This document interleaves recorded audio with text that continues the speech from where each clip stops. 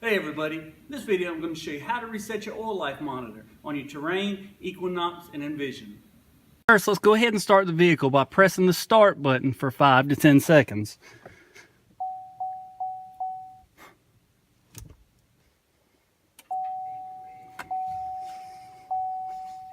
Once the vehicle's in accessory mode, go ahead and use the hand controls to select vehicle. Once you've selected vehicle and the oil's changes showing, go ahead and hit the check button to reset it. You may have to hold it down. Once you've held it down, it comes up, select yes and hit the check button again. If it isn't, when you get to the vehicle screen, if it isn't showing the oil life monitor, you may have to scroll and down by pushing this down arrow until you get to it. Once you get to it, again, hold the check button down.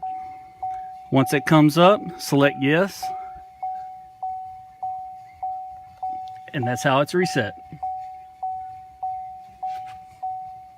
First, let's hold the start button for 5 to 10 seconds until the vehicle's in accessory mode. Once the vehicle's in accessory mode, use the hand controls to select vehicle. Once vehicle is selected on the instrument panel cluster, hit the down arrow until the oil life percentage is showing. Once the oil life percentage is showing, hold the check button down until it asks you if you want to reset it. Press the up button to select yes and the check button to reset it. The oil is reset. And you're done.